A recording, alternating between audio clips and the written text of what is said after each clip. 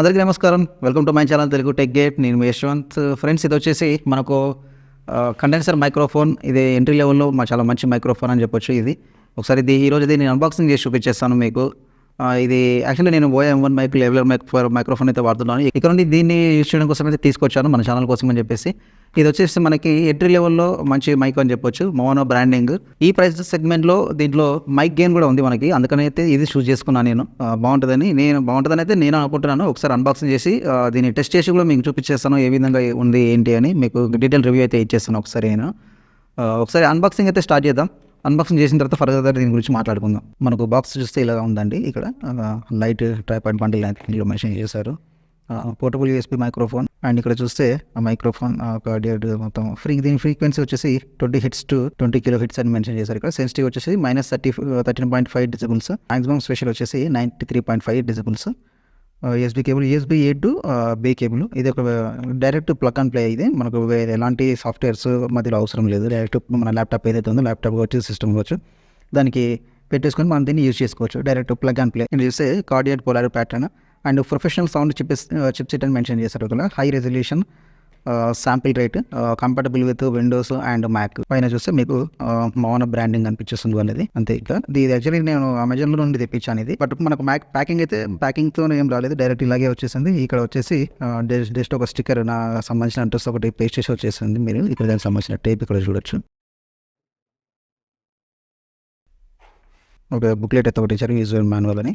మీకు వీలైతే చదవండి. ఏమైనా అవసరం వస్తుందంటే పెద్ద చదవాల్సిన అవసరం అయితే ఏం లేదు. పక్కన పెట్టేద్దాం.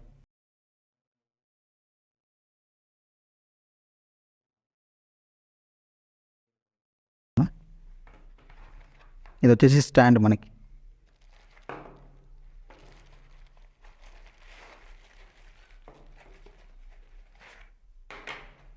ఇది మనకి మైక్ చూడండి. ఇక్కడ మైక్ గెయిన్ కూడా ఉంది మనకి.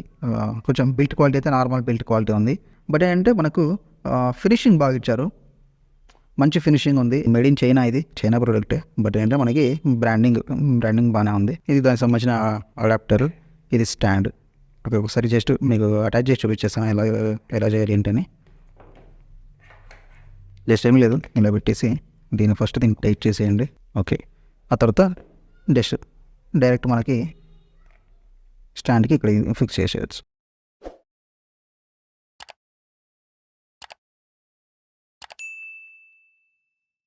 ఇలా అయితే ఉంటుంది మైక్ మనకి.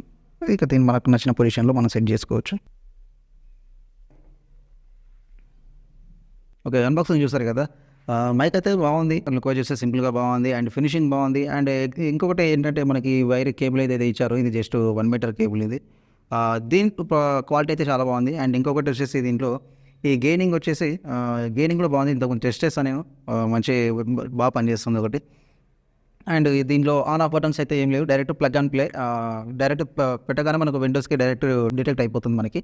జస్ట్ ప్లగ్ చేసి మనం యూజ్ చేసుకోవచ్చు ఇది. ఒకసారి ఇప్పుడు నేను మాట్లాడే వాయిస్ వచ్చేసి మనకి ఏదైతే ఉందో బోయా మైక్ నుండి అయితే మాట్లాడుతున్నాను. ఇప్పుడు ఈ వాయిస్ని ఈ మైక్ నుండి ఎలా వస్తుందో టెస్ట్ చేద్దాం ఒకసారి. ఇప్పుడు నేను